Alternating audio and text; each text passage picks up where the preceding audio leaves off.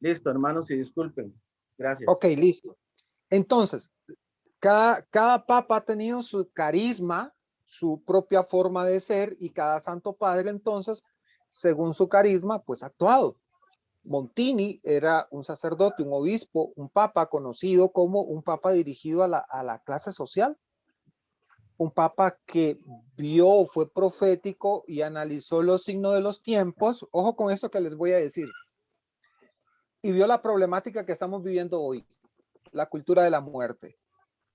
Luego tenemos al Papa Juan Pablo I, el Papa de la risa, el Papa sonriente, un Papa que su mandato duró 33 días y que convocó a un concilio, que estuvo en un concilio, Vaticano I.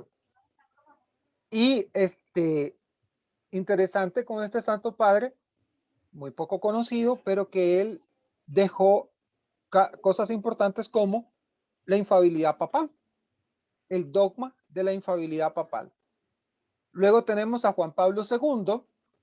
Todos conocemos el carácter fuerte que tiene Juan Pablo II. Todos conocemos cómo Juan Pablo II visitó muchos países. Se le conoce como el Papa Viajero, se le conoce como el Papa de la Misericordia. En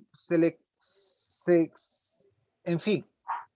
Luego viene Super Benedicto XVI, que es un papa teólogo, un magíster, un santo padre que conoce la realidad de los tiempos y nos regala diferentes documentos para iluminar la fe. Y por último, pues nos viene el Papa del Querigma. Así lo defino yo a Papa Francisco. El Papa del Querigma. El Papa del Querigma es ese Papa que con los gestos nos quiere enseñar a cómo debemos de ser nosotros los cristianos, ¿verdad? Unos católicos cercanos. Entonces, vamos viendo cómo se dieron la sucesión apostólica en nuestra iglesia contemporánea, del Concilio Vaticano II para acá. Entonces, hablemos ya de lo que significa, vamos a la primera presentación, hablemos ya de lo que significa la sucesión apostólica. Dice la palabra de Dios en Mateo 29, 19, 20 lo siguiente: yo he recibido todo poder en el cielo y en la tierra. Vayan entonces y hagan que todos los pueblos sean mis discípulos, bautizándolos en el nombre del Padre, del Hijo y del Espíritu Santo, y enseñándoles a cumplir todo lo que yo les he mandado. Yo estoy con ustedes hasta el fin del mundo. Hermanos, aquí hay palabras claves, las cuales las tenemos que entresacar. Lo primero que observamos es que hay un mandato, pero también hay algo con el que arranca la frase. Yo, Jesucristo, he recibido todo poder. Quien está enviando a los discípulos a una misión es aquel que tiene todo el poder. Entonces yo no puedo dudar de aquel que tiene todo el poder. No puedo dudar de la supremacía que tiene ese, que tiene todo el poder. Y les dice, vayan entonces y hagan. No solamente los envía, sino que los envía a hacer. Y eso es lo que también nosotros los cristianos católicos tenemos y necesitamos comprender. Necesitamos hacer. Ir y hacer. No ir y quedarnos viéndonos para el techo, no, hermanos. ¿Qué más dice? Entresacando. Lo segundo es que vemos que dice que enseñándoles a cumplir todo lo que les he mandado. Manda hacer y pide que se les enseñe y que hagan eso que se les ha enseñado. Qué interesante. La función del apóstol, la función del discípulo, la función del obispo es enseñar a cumplir todo lo que Cristo ha mandado. No hay excepción, no hay tijereteada ni nada por el estilo, no hay carrito en el cual yo pueda ir y escoger lo que a mí me da la gana y crearme una iglesia yo paralela a la iglesia de Cristo. No, no, no. Es enseñándonos a cumplir todo lo que nos ha mandado. Lo segundo dice que vemos que Jesús dio la orden a 11 apóstoles. Este es un dato interesante. En Mateo 29, ya Judas no está. Es un dato interesante. Estos 11 apóstoles, hermanos, son los que reciben el mandato. Pero ¿cuántos discípulos eran? 12. Y todos los discípulos, según la palabra de Dios, que nos lo va a explicar más adelante, tienen la misma potestad, tienen la misma autoridad, tienen la misma responsabilidad. Y eso es lo importante del colegio apostólico. Por eso es que los obispos son sucesores directos de los apóstoles. ¿Verdad? Bien. Dice la palabra de Dios. Y vamos a ver el reemplazo de Judas por Matías. Uno de esos días, Pedro se puso en pie en medio de los hermanos. Los que estaban reunidos eran alrededor de unas 120 personas y dijo: hermanos, era necesario que se cumpliera la escritura en la que el Espíritu Santo, por boca de David, habla de Judas, que fue el jefe de los que apresaron. Él era uno de los nuestros y había recibido su parte en nuestro ministerio. Detengámonos ahí. Pedro claramente está diciendo que Judas era uno de ellos y que Judas era parte del ministerio. Tenía la misma responsabilidad, la misma autoridad, voy a decirlo en estos términos, los mismos beneficios. Era un discípulo legítimo del Señor. Un discípulo legítimo del Señor, con todas las prerrogativas, sin excepciones. Pero después dice, vamos a la siguiente, pero después de haber comprado un campo con el precio de su crimen, cayó de cabeza y su cuerpo se abrió dispersando sus entrañas. El hecho fue tan conocido por todos los habitantes de Jerusalén que ese campo fue llamado en su idioma Al-Sedama, que quiere decir campo de sangre. En el libro de los Salmos está escrito que su casa quede desierta y nadie la habite, y más adelante que otro ocupe su cargo. Es necesario que uno de los que han estado en nuestra compañía durante todo el tiempo que el Señor Jesús permaneció con nosotros, desde el bautismo de Juan hasta el día de la ascensión, sea constituido junto con nosotros, testigos de su resurrección.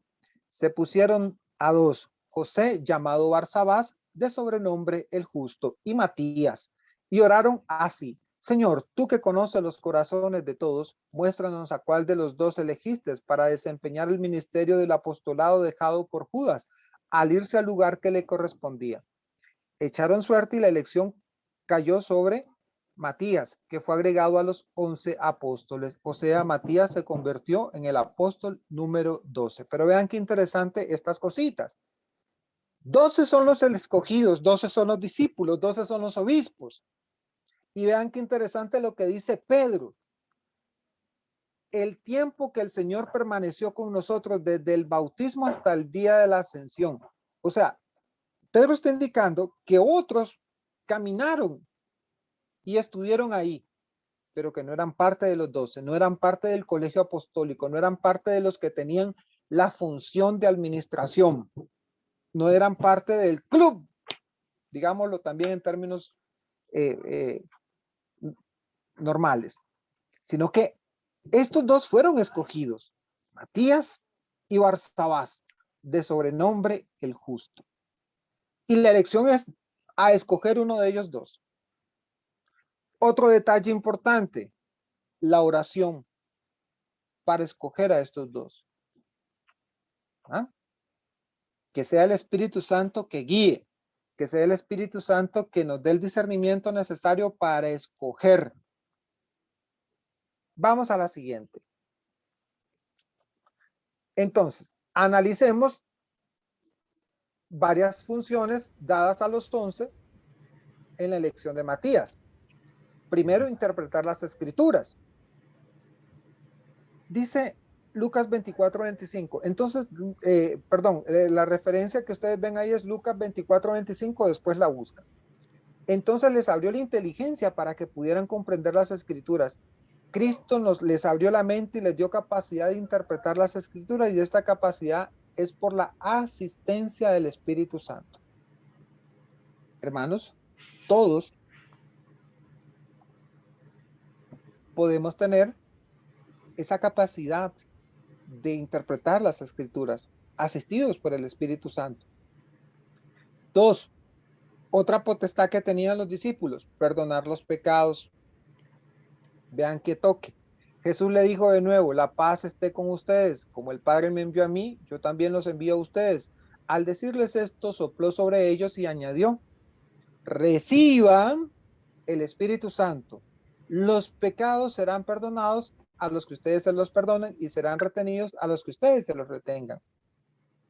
Otra vez, el punto clave para comprender la potestad de poder que ellos tienen es que ellos han recibido al Espíritu Santo para perdonar pecados, para interpretar las escrituras. ¿Quiénes? Los discípulos. Los discípulos han recibido al Espíritu Santo. Un toquecito curioso. Tomás estaba. No, Tomás no estaba. ¿Estaba Tomás, sí o no? Vamos a ver quién más me dice no. Doña Cecilia dice que no. Tomás no estaba. ¡Ah! Oigan, si Tomás no estaba, entonces él no recibió el soplo. Y entonces, ¿cómo bailamos el trompo en esa uña? Porque si Tomás no estaba, él no recibió el soplo del Espíritu Santo. Bueno, ahora lo pienso bien y Tomás cuando no estaba fue cuando Cristo se les apareció y él no creía que se les había aparecido. Ah, ¿Sí? muy bien, pero este texto corresponde a ese momento que Cristo se les aparece, dice que sopló sobre ellos, que les dio el Espíritu Santo y les dio la potestad de perdonar pecados. Ahora sí me la puso fea. Ah, ¿vieron? Tomás, disculpe la interrupción. Tomás en ese momento, meramente en ese momento no estaba, pero cuando descendió en Pentecostés sí estaba Tomás presente. Muy bien, ok, de acuerdo. Pero la facultad de perdonar pecados se da no en Pentecostés, se da aquí. Y Tomás no estaba. ¿Qué les quiero decir con estos, hermanos? Que Tomás está legítimamente instituido como obispo. Y que el mandato del Espíritu Santo es para todos los que están instituidos como obispos. Si ahí solo hubieran estado los de siempre, como yo les digo, la argollita, Santiago, Juan y Andrés, y todos los demás hubieran recibido la misma potestad, porque el cargo, la administración, el cargo tiene sus propias cualidades. Pero entonces Tomás la recibió estando lejos. Exacto. Si él no estaba ahí. Exacto. Y ese es el punto que queremos.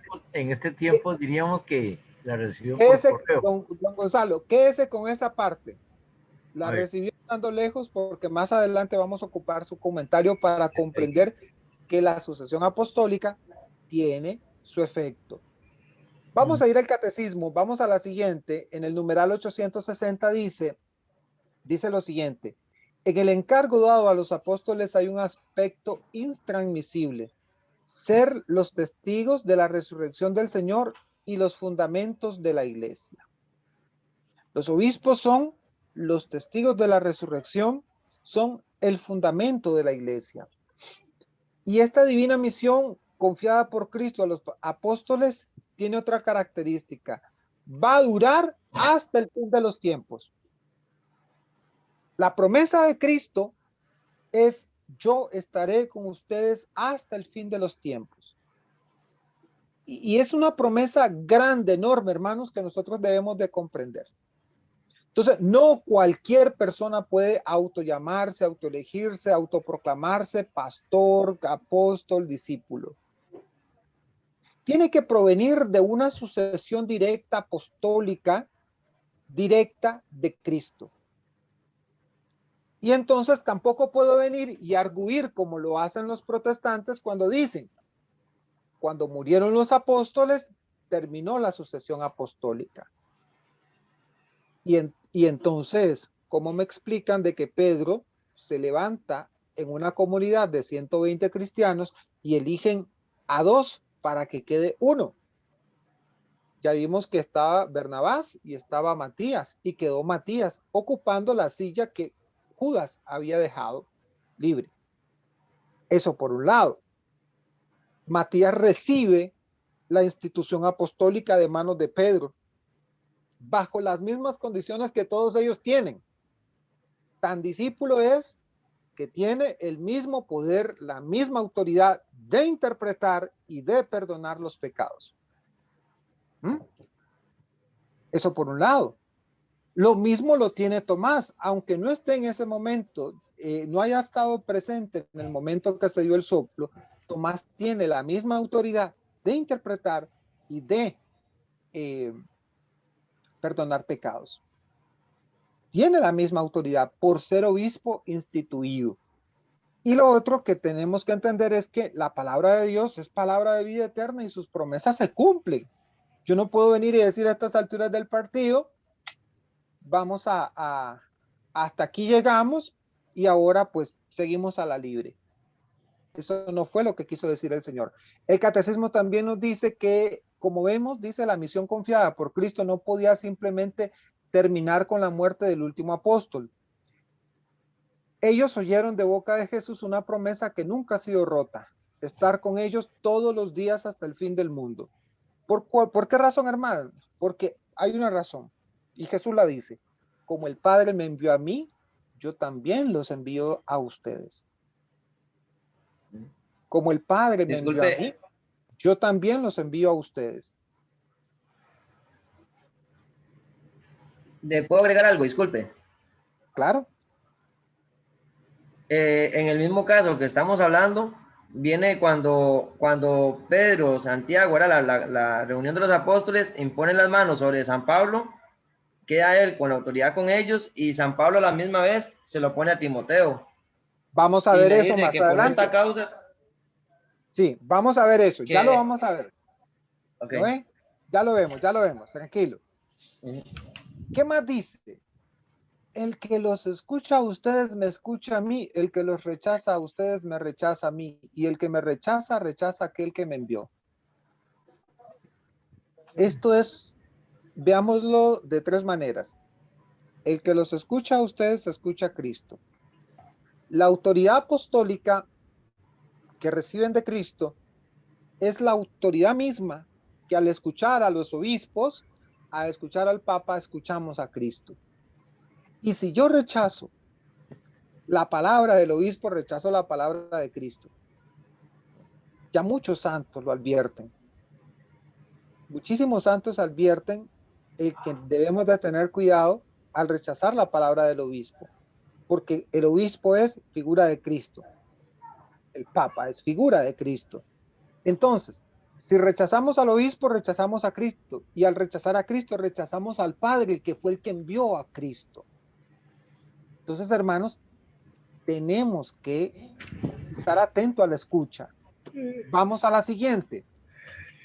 Vamos a ver los primeros colaboradores. Ya vamos a entrar a la parte que nos quería agregar.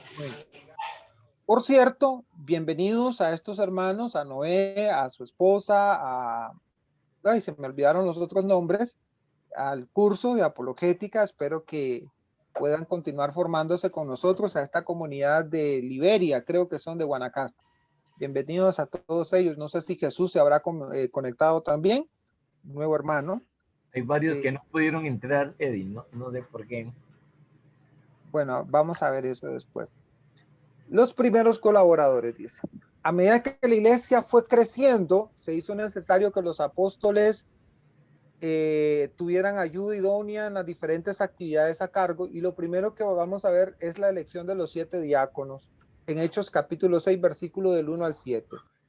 Hermanos, los diáconos fueron utilizados para poder colaborar con el trabajo pastoral de los obispos.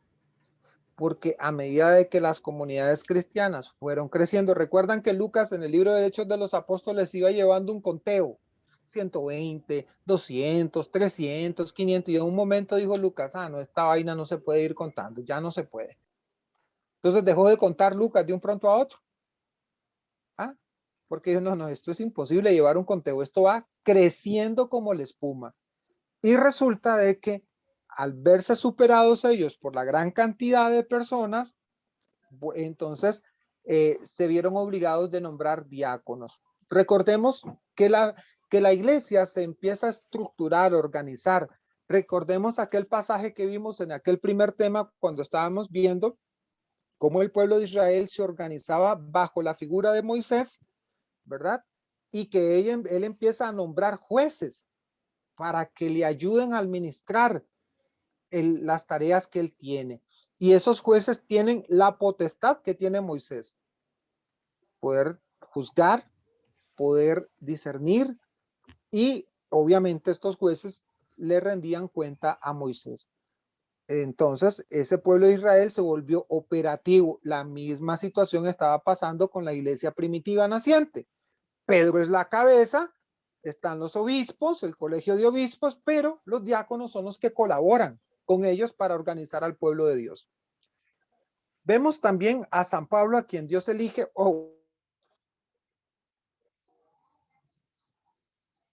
por Dios para el ministerio apostólico. Y quien aún habiendo recibido una revelación de Cristo, va y se entrevista con los apóstoles. Ojo, fue directamente escogido por Dios para el ministerio. Sin embargo, ¿verdad? Este hombre no hace cancha aparte, no hace tienda aparte, va a donde los apóstoles, porque él reconoce la autoridad, la potestad que ellos tienen dentro de la iglesia. Se va a poner a la orden. Pero recuerden, hermanitos, o sea, Pablo antes de ser Pablo era Saulo, perseguidor de cristianos, ¿verdad? Era una persona que perseguía a los cristianos para que los mataran, los encarcelaran. Y ustedes se imaginan ver entrar a Pablo en la casa de los cristianos. Santísima Trinidad. A cualquiera se hubiera puesto pálido, se le hubiera parado la peluca, como decimos. Porque obviamente al ver un hombre como Saulo, que es un perseguidor, y ahora hablando de Cristo, yo no le creería mucho que digamos. O sea, yo tendría desconfianza también, como los demás. Pero vamos a ver qué es lo que sucede para que los apóstoles disciernan y entiendan de que Pablo es un apóstol legítimo. Antes vemos lo que nos dice el catecismo en el numeral 862. Así como permanece el ministerio confiado personalmente por el Señor a Pedro, ministerio que debía de ser transmitido a sus sucesores, de la misma manera permanece el ministerio de los apóstoles de apacentar la iglesia. Debe ser ejercicio perennemente por el orden sagrado de los obispos. Por eso la iglesia enseña que por institución divina los obispos han sucedido a los apóstoles como pastores de la iglesia. La sucesión apostólica, hermanos, es una sucesión divina. Los poderes de interpretar y perdonar pecados son una función divina, y eso es lo que tenemos que entender. Nuestros apóstoles, nuestros obispos, nuestros sacerdotes son hombres consagrados. A tal punto, a tal extremo, que hermanos, la palabra de Dios me va a decir, son hombres de doble mérito. Y hay que cuidar a estos hombres. Vamos a la siguiente y vamos a seguir viendo lo que pasó con Pablito. Cuando llegó a Jerusalén trató de unirse a los discípulos, pero todos le tenían desconfianza porque no creían que también él fuera un verdadero discípulo. Y ya lo dijimos, perseguidor. Pero interesante, Bernabé, ¿verdad? Recuerdan que Bernabé juega un papel fundamental. Bernabé es la persona clave. Bernabé asume la responsabilidad, dice, y haciéndose cargo de él lo llevó hasta donde se encontraban los apóstoles.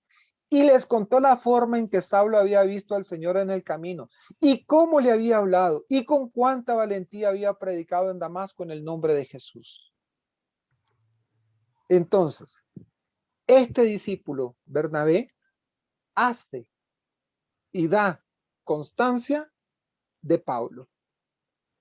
¿Qué sigue? Desde ese momento empezó a convivir con los discípulos. Capítulo 9, versículo 26-28.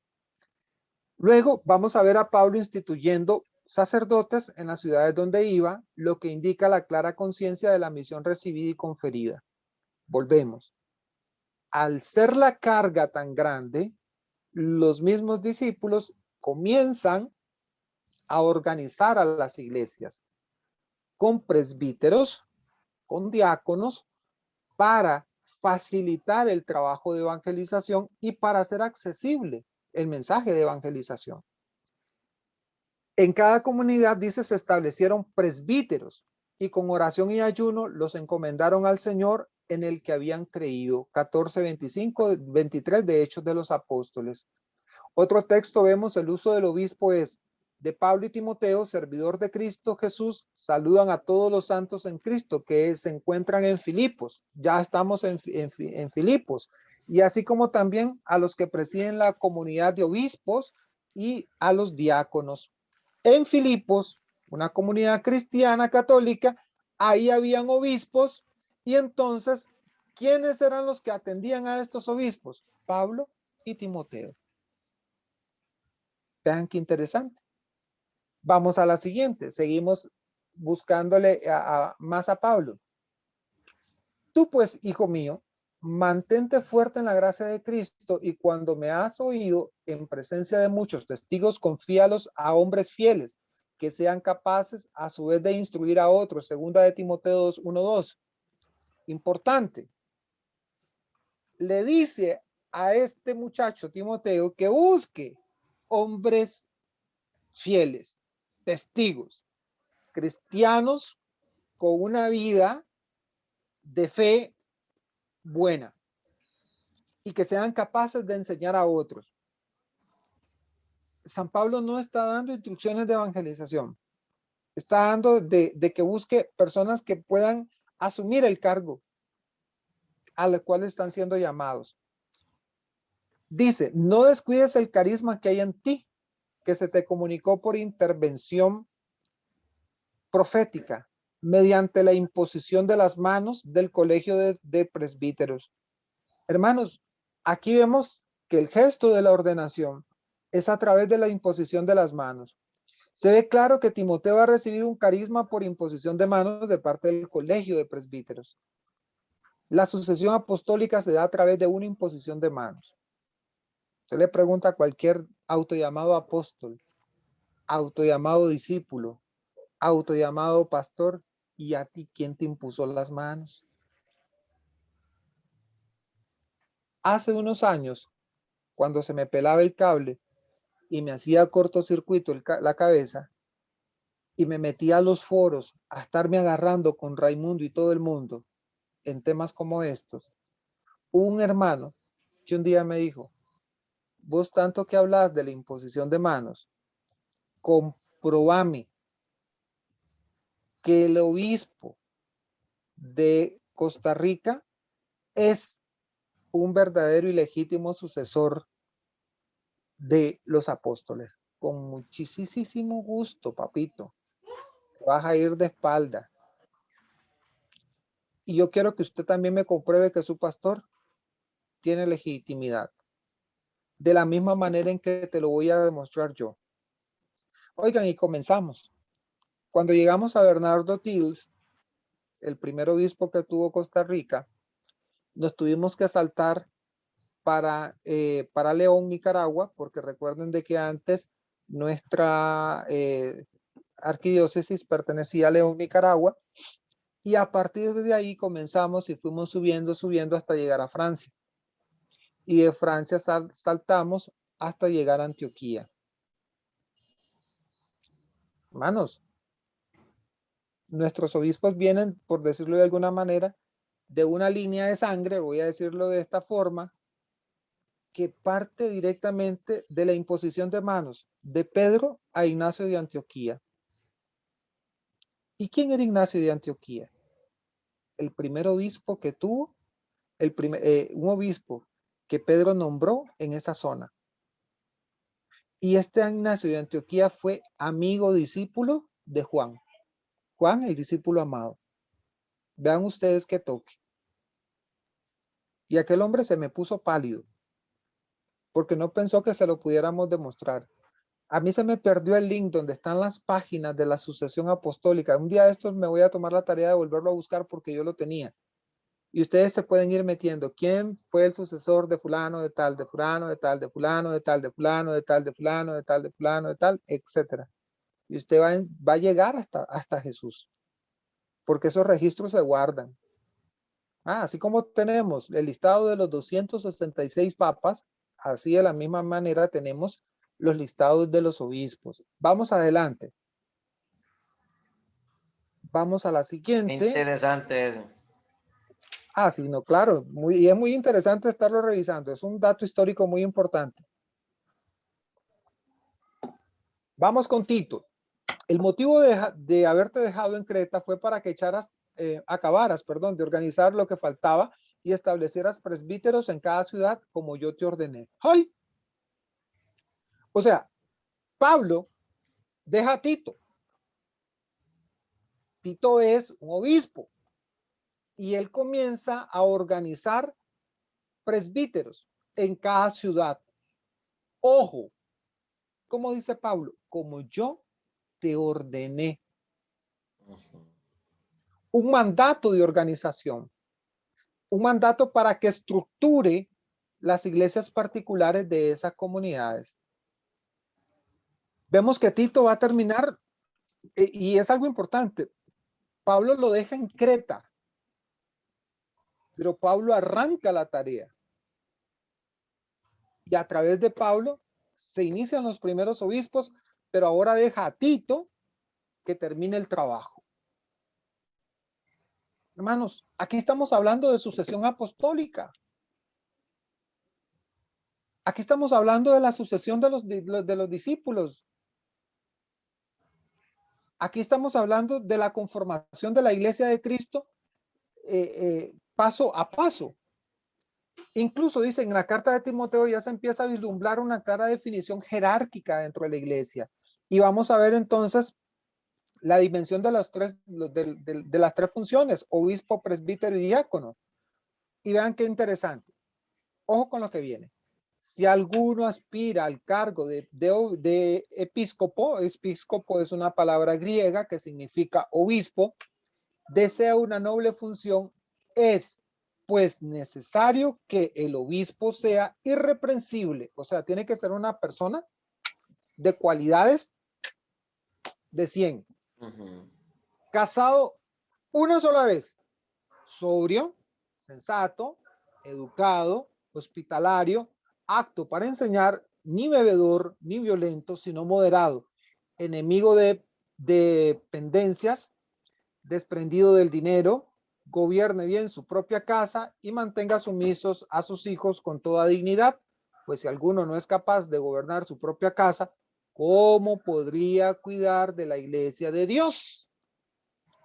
Entonces, la figura del obispo de la iglesia primitiva era una figura de un hombre con un alto grado de valor moral, un hombre intachable, ético y con cualidades.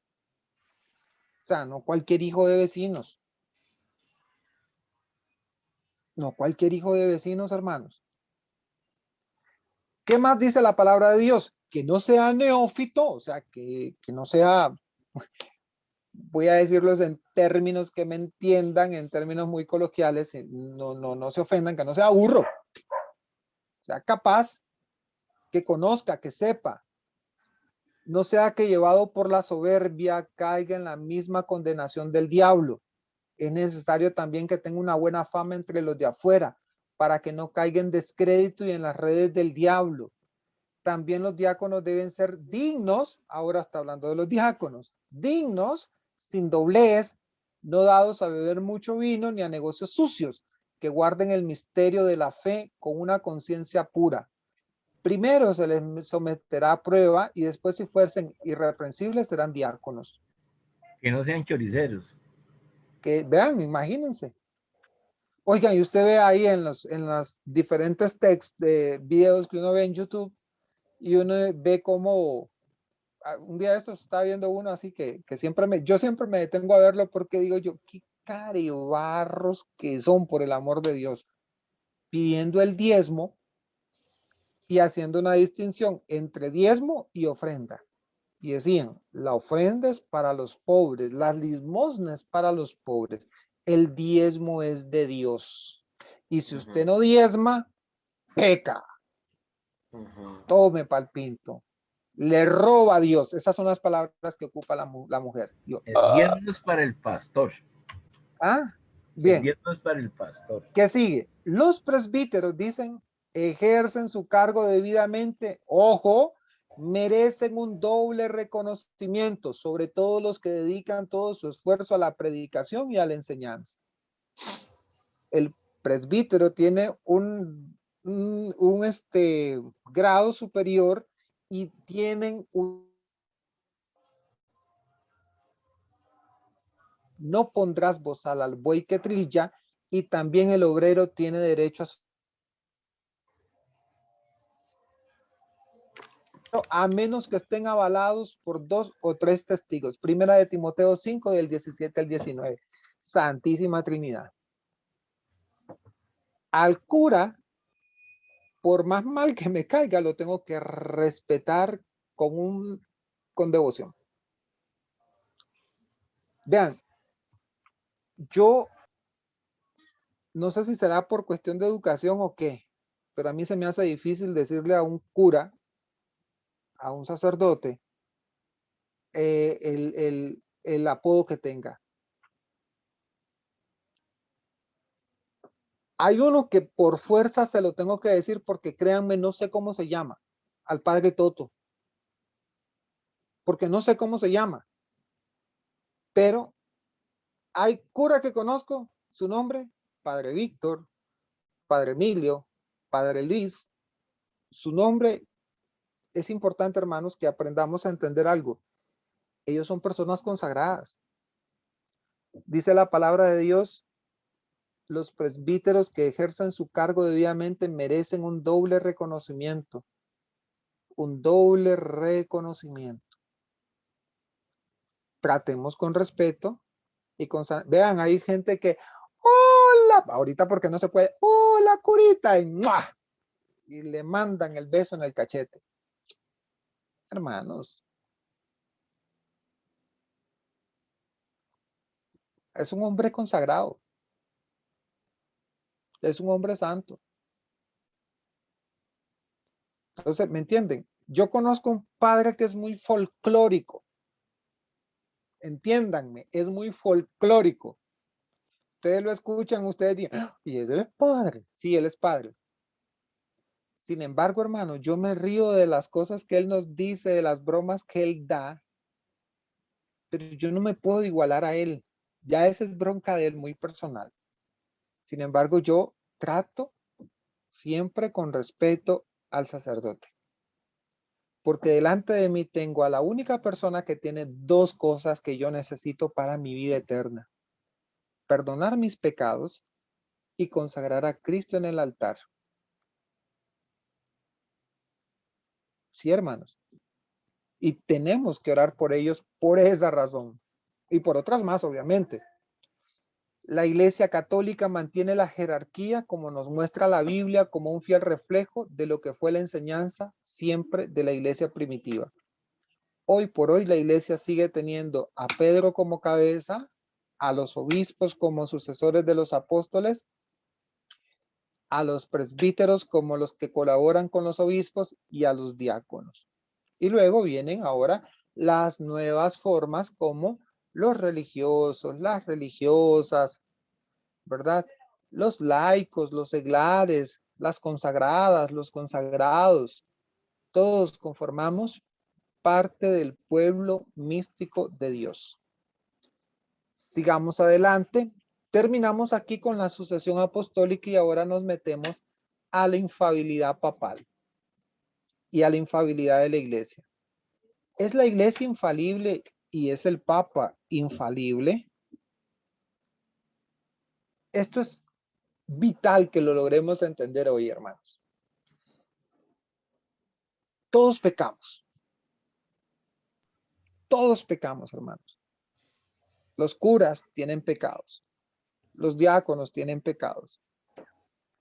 Si queremos, solo 2 personas no han pecado en esta tierra, Cristo y María. De ahí todos nos fuimos en el mismo barco. Unos más que otros, unos de diferentes formas, pero todos pecamos.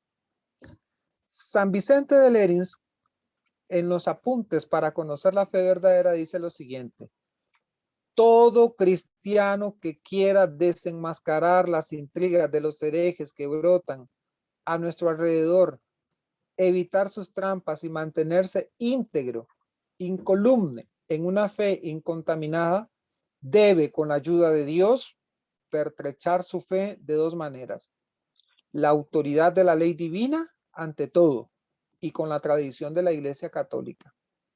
Estas palabras me parecen fundamentales. San Vicente de Lérins nos está diciendo, haga una trinchera, hermanos. Hoy más que nunca, no haga una trinchera, hermanos. Haga una fortaleza. Hoy más que nunca, hermanitos, necesitamos tener certeza del magisterio con esto. Cuando nosotros nos encontramos predicadores, sacerdotes que quieren cambiar nuestra fe, hoy más que nunca, aquí está. Que el cura dijo, que el diablo no existe. Qué pena, padrecito. Catecismo de la Iglesia Católica dice que sí.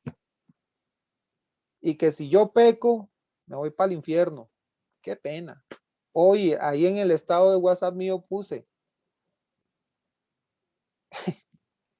si te dicen que hay que vivir la vida de manera alegre, porque la vida es corta, mejor yo te digo, preserva tu vida, porque el infierno es eterno. Si un cura te dice que el purgatorio, no existe, no, papá, vea, aquí está. Que el castigo de Dios, mire, lea, aquí está.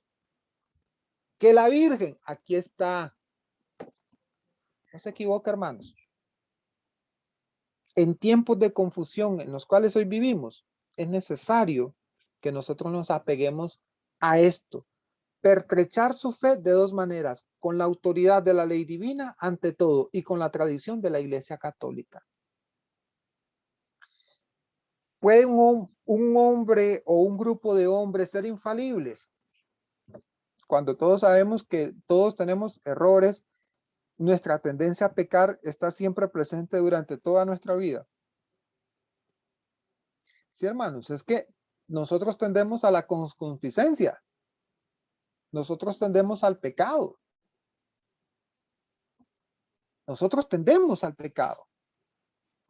Tendemos a pecar, tenemos dificultades. Entonces, es importante que lo tengamos muy claro, pero aquí vamos a ir descubriendo cosas importantes.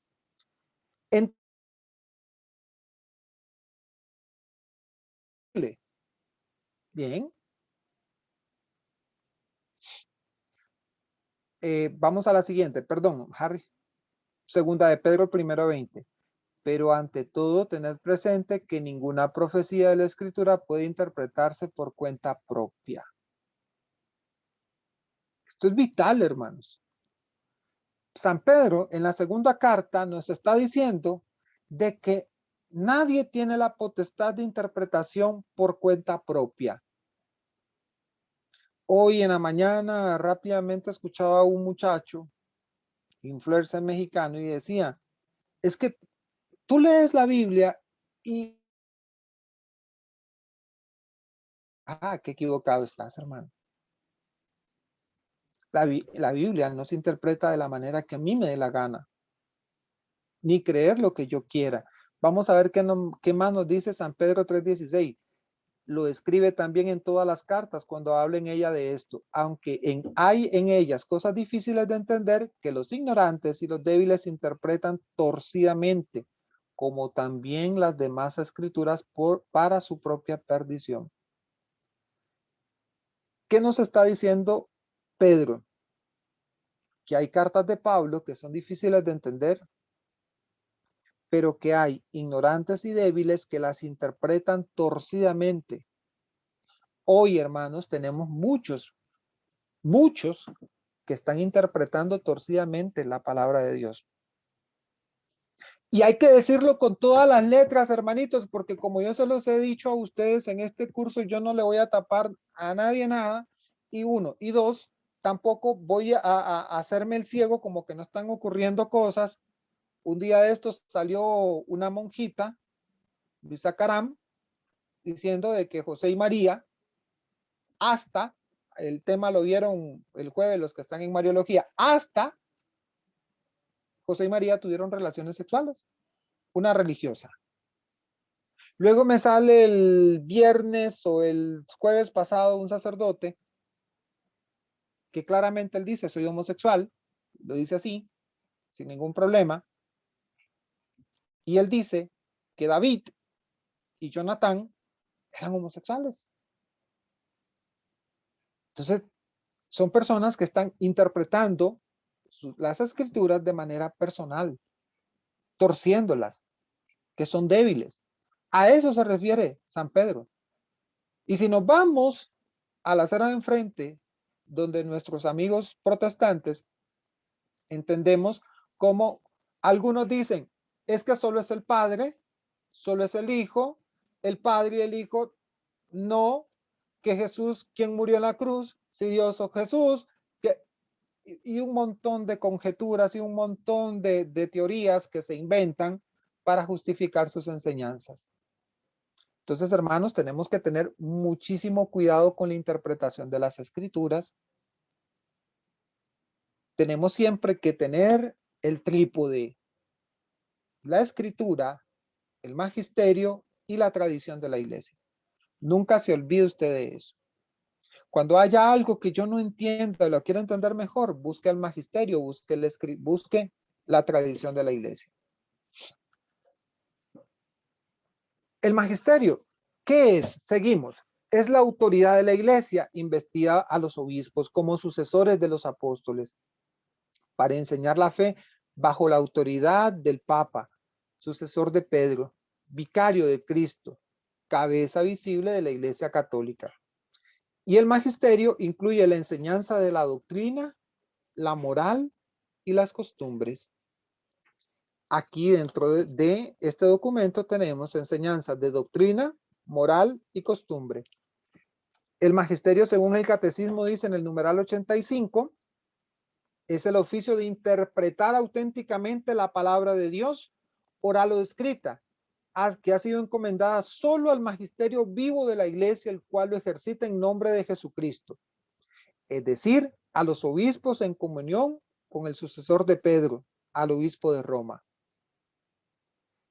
Qué maravillosa esta definición. Así como el Señor le había dado la autoridad a los discípulos para interpretar la escritura, esa misma autoridad la tiene la iglesia para interpretar las escrituras, y este ejercicio lo hace en comunión con Pedro, que es la cabeza de la iglesia. En el numeral 86 dice, el magisterio no está por encima de la palabra de Dios, sino está a su servicio para enseñar solamente lo transmitido. Entonces, algo importante, hermanos, el magisterio de la iglesia no reinterpreta la palabra de Dios. Y esto es lo que ha sucedido con algunos obispos, como el superior de los jesuitas, que dice que el infierno no existe. Vean que les estoy mencionando sacerdotes de hoy. No, a ellos no les corresponde reinterpretar el mensaje de Dios. les corresponde ser fieles a la revelación de Dios. Hay una técnica hoy que utilizan algunos que quieren reinterpretar las escrituras, y es decir, es que en el tiempo de antes no habían grabadoras, y cuando yo digo que en el tiempo de antes no habían grabadoras, hermanos, yo estoy poniendo en duda la revelación pública de Cristo, la palabra de Dios. Estoy poniendo en duda el magisterio de la iglesia. Entonces, para que a mí me conste, para que yo esté seguro de que y tenga certeza de que lo que está revelado en la Biblia es verdadero, yo tuve que haberlo escuchado, aunque sea por grabación. Y ojo con ese argumento, hermanos. Es un argumento dañino. Es casi como un confite con veneno. O más bien es un confite con veneno. Porque usted cuando se lo come, ¡ja! Hasta ahí llegó. Puede poner en duda cualquier cosa que esté dentro de la Biblia. Entonces, por mandato divino y con la asistencia del Espíritu Santo, el magisterio lo escucha devotamente, la custodia celosamente, lo explica fielmente, y este único depósito de la fe saca todo lo que propone como revelado por Dios para ser creído. Este magisterio de la iglesia da a todos los fieles lo que necesitamos verdaderamente. Seguimos adelante. ¿Qué es doctrina? Definamos rápidamente. Es toda verdad enseñada por la iglesia como necesaria de creer.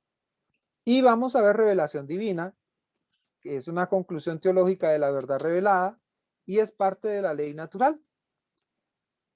Volvemos a Lucas 10:16. Dice, el que a vosotros oye, a mí me oye. Y vamos a ver por qué decimos esta aseveración. Seguimos adelante. Primer nivel. Una definición infalible del Papa. ¿Cuándo se da una definición infalible del Papa? Cuando el romano pontífice, cabeza del colegio episcopal, goza de esta infalibilidad en virtud de su ministerio, cuando, como pastor y maestro supremo de los fieles, confirma en la fe a sus hermanos, proclama por un acto definitivo la doctrina en cuestión de fe y moral. Como pastor y maestro supremo de todos los fieles que confirman la fe, proclamando por un acto definitivo la doctrina. Voy a ponerle dos ejemplos rápidos.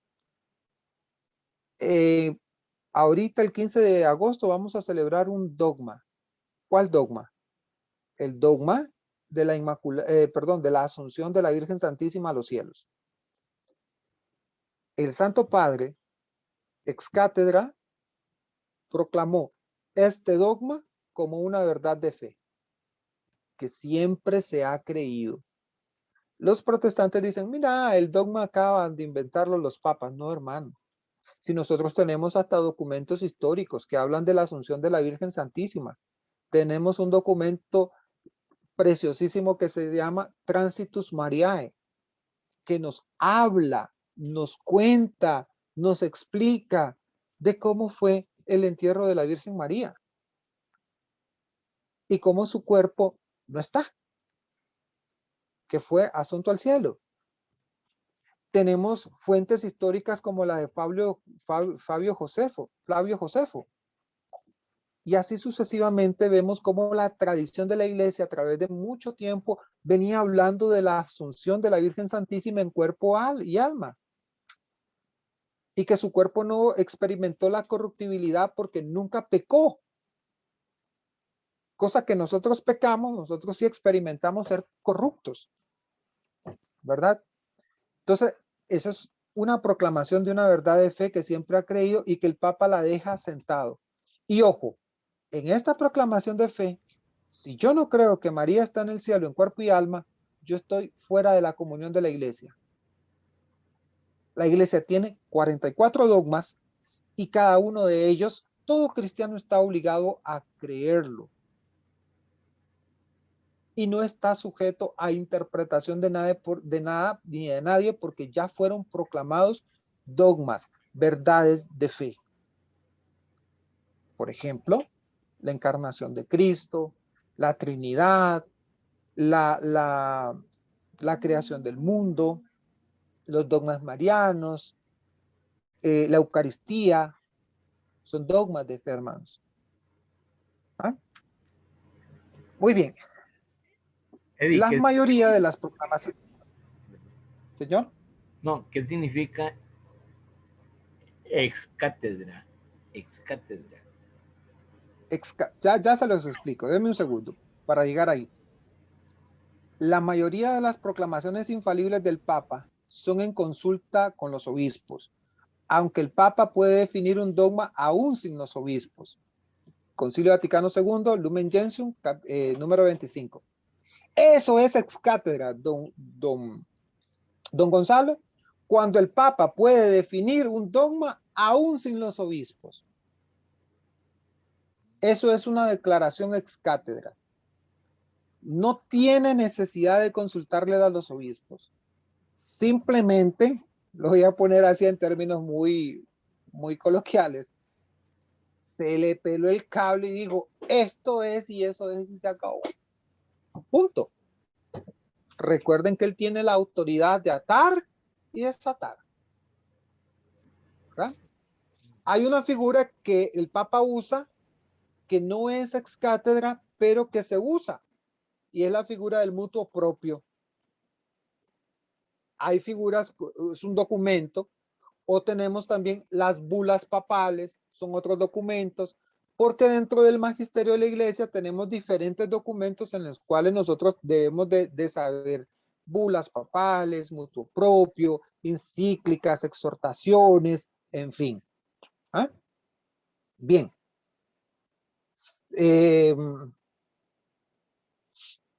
Dice aquí, la mayor autoridad son constituciones seguidas de las declaraciones y decretos. Ejemplo, la carta de San León I sobre la encarnación, el texto de Benedicto XII referente a la visión beatífica, el dogma de la Inmaculada Concepción de la Virgen y el dogma de la Asunción de la Virgen en cuerpo y alma y el Catecismo de la Iglesia Católica. Son documentos ex cátedra. ¿Cuándo ocurren? También cuando los obispos enseñan verdades definitivas de la fe, la moral, en comunión con el Papa. ¿Cuándo sucede eso? Cuando se reúnen en un concilio.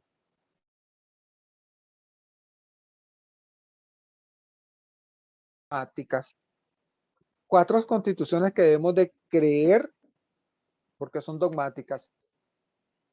Sacrosanctum Concilium, Gaudium et Spes, Lumen Gentium, y se me olvidó la Dei Verbum.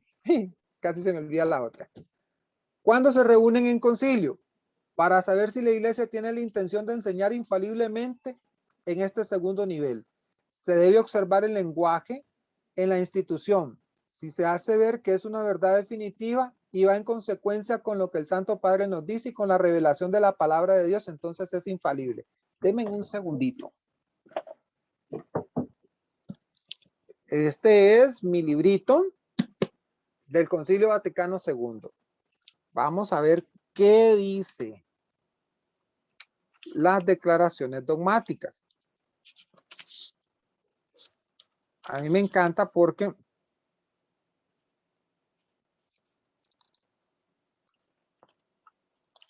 esto nos ayuda a nosotros a ver el lenguaje. ¿Cómo es el lenguaje cuando ellos van a hacer una declaración dogmática? Este documento tiene decretos,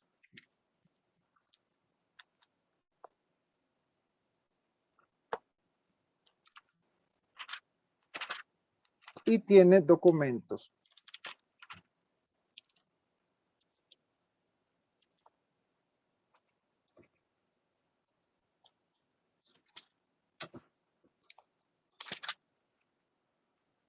Muy bien. Dice notificación hecha por el excelentísimo secretario general del concilio en la congregación general del 17, del día 15 de noviembre.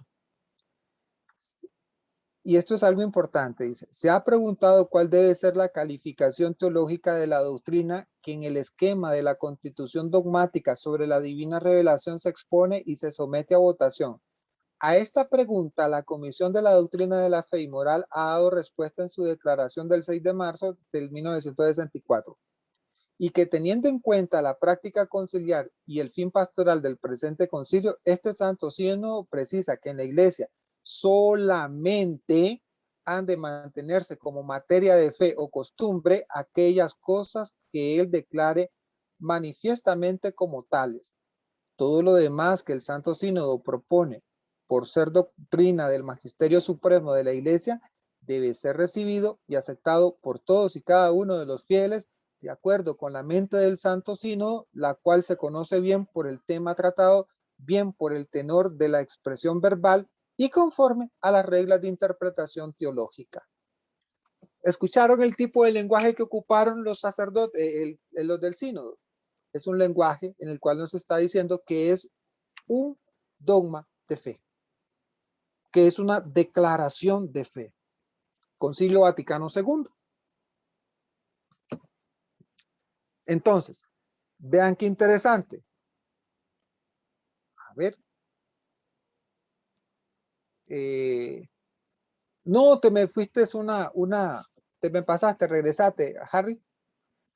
Vean qué interesante.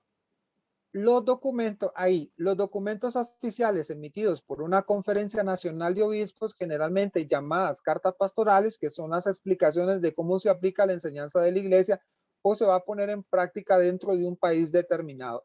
Esto es importante que también nosotros lo tengamos. Hace unos años, cuando se dio la situación del TLC en Costa Rica, la Conferencia Episcopal Costarricense sacó una carta pastoral sobre el tema, ¿verdad? No recuerdo cómo se llamaba ahorita, pero también para el año 60 y algo, cuando Papa Pablo VI sacó la encíclica Humane Vitae, Vida de la Humanidad, la Iglesia Católica Costarricense también emitió un documento, una carta pastoral que se llamó Humane Vitae, en consecuencia al documento del Papa, y que explicaba cómo la Iglesia tiene que ponerse al frente en la defensa de la vida y denunciar la cultura de la muerte que estaba empezando a instaurarse. Vean ustedes qué interesante. Voy rapidísimo. Tercer nivel del magisterio, el magisterio ordinario del Papa, cuando expresamente ejerce un juicio definitivo en materia de fe o moral que antes era debatida. Por ejemplo, el dogma de la Inmaculada Concepción. Fue un debate agrio, duro, rudo. El dogma de la maternidad divina. Fue un debate duro, duro, duro. María, Madre de Dios. A esta enseñanza ordinaria los fieles deben adherirse con espíritu de obediencia religiosa, que aunque distinto del asentimiento de la fe, es una prolongación de él. La obediencia al sumo pontífice no debe limitarse cuando habla ex cátedra, sino también cuando habla en otros documentos como en bulas, como en mutuo propio, ¿verdad? Eso es importante que lo entendamos. O cuando habla aquí en concilios, ¿verdad? En fin, la auténtica enseñanza de la iglesia no se limita a lo proclamado como infalible. El Espíritu Santo siempre guía todo el magisterio de la iglesia, aunque en diferentes grados. Entonces, las enseñanzas de la iglesia siempre son verdaderas y legítimas. Y ahí está el ejemplo. Algo importante, hermanos, que yo quiero que ustedes conozcan. Los mutuo propio, tenemos un ejemplo. Ayer, el Santo Padre, el Papa Francisco, emitió un mutuo propio sobre el tema de la Tradis Custodie, que habla de la misa tridentina. Ese es un mutuo propio, donde él da unas restricciones sobre el tema. Hace como 2 o 3 meses, para cuando el tema de Alemania, el Papa Francisco emitió otro mutuo propio en el que le hace una modificación al Código de Derecho Canónico, donde tácitamente el Santo Padre dice: se prohíbe la ordenación de mujeres al orden sacerdotal y el obispo que lo haga quede excomulgado. Es una ley del Santo Padre. Los documentos pontificios son importantes, pues su autor es el Papa.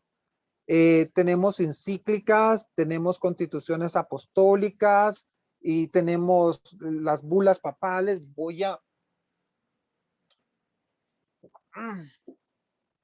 Vale que todo lo tengo a mano. Vean lo que dice: exhortación apostólica postsinodal del Santo Padre Benedicto XVI. ¿A quién se lo dirige? Al episcopado, a los obispos, al clero, a los sacerdotes, a las personas consagradas, a los religiosos, religiosas, a los fieles laicos, a usted y a mí, sobre la palabra de Dios. ¿Cuál es el tema de este documento? La palabra de Dios. ¿Ven? Entonces, eso. Creo que es otra filmina esta, Eddie. ¿Qué? Esta de lo que estás hablando, no me equivoco. Esa es, Harry, ahí. Ok, ahora sí. Entonces, estos son los documentos que se utilizan para que la iglesia vea cómo funciona el magisterio. Los documentos oficiales, como nosotros acá en Costa Rica, si queremos que una ley sea ley, ¿a dónde tienen que ir? ¿A dónde tienen que publicarse? En la Gaceta Oficial del país, para que sea ley vigente. Igual pasa con la iglesia. Aparecen en las actas apostólicas sedis, de la sede apostólica, o sea, de Roma. Se puede verificar en el periódico del Vaticano o en la página oficial del Vaticano, que es vatican.va. Y otro aspecto importante: todo documento oficial de la iglesia está escrito en latín. Por eso es que cada uno de los títulos de los o constituciones o documentos del Papa vienen escritos en latín. Por ejemplo, este se llama Verbum Domini. Tenemos documentos del Papa que se llaman, por ejemplo, Laudato Si, Gaudium et Spes, Evangelii Gaudium, todos vienen en latín. Su nombre son en latín, ¿verdad? ¿Qué más? ¿Qué más? ¿Qué más? Con esta terminamos porque ya no nos va a dar tiempo de verlo todo. Vamos al Concilio Vaticano I. ¿Cómo se da la constitución de la infalibilidad papal? El Concilio Vaticano I emite una constitución dogmática que se llama Pastor Eterno, ¿verdad? Sobre la Iglesia de Cristo, y en la cual declara: el romano pontífice, cuando habla ex cátedra, esto es, cuando en el ejercicio de su oficio de pastor y maestro de todos los cristianos, en virtud de su suprema autoridad apostólica, define una doctrina de fe o costumbre como debe ser sostenida por toda la iglesia. Posee, por la asistencia divina que le fue prometida en el bienaventurado de Pedro, aquella infalibilidad de la que el divino Redentor quiso que gozara su iglesia en la definición de la doctrina de fe y costumbres. Hermanos, en temas de fe, de moral y de costumbre es que el Papa es infalible. El Papa puede emitir una opinión personal que pueda sonar que esté en contra de lo que estamos o del magisterio de la iglesia. Sí. Sí, hermano. Sí, claro, sí puede. Pero eso no lo hace infalible. ¿Verdad? Eso no lo hace, eso no le da infalibilidad. A veces nosotros tenemos esa confusión. Creemos que todo lo que dice el Papa es infalible. No, hermanos. Hay ciertas condiciones cuando en verdad nosotros tenemos que escuchar las palabras del Papa y cuándo son infalibles y cuándo no. Cuando se habla de una declaración de doctrina, de moral, de fe y de costumbres, entonces ahí sí, ¿verdad? Por ejemplo, cuando el Papa emitió su opinión a través del mutuo propio sobre la no ordenación de mujeres al sacerdocio, eso es doctrina de fe, infalible, no hay quite. Mutuo propio sobre las restricciones que él está haciendo en el tema de la misa tridentina, infalible, no hay quite, a obedecer todo el mundo. Constitución dogmática posinodal, exhortación apostólica, Benedicto XVI, magisterio, no es infalible, pero nosotros lo tenemos que entender como magisterio de la iglesia. ¿Ven la diferencia? Que el catecismo de la Iglesia Católica, infalible, ¿Por qué razón? Porque lo mandó a hacer el Papa ex cátedra. ¿Ven? Entonces hay diferencias en los documentos y en las aplicaciones del magisterio de la iglesia. Bien, hermanos, hoy terminamos los 3 temas del Papa. La próxima semana, Dios primero, arrancamos con la comunión de los santos. Dios primero, vamos a tener un invitado especial y el próximo sábado también con el tema de las imágenes y vamos a tener otros hermanos que nos van a estar compartiendo el tema. Si tienen una pregunta o duda, Harry, si quieres puedes ponerle pausa Quiero darle las gracias a todos ustedes, que Dios los bendiga. Muchas gracias por estar conectados. La próxima semana, Dios primero, vamos a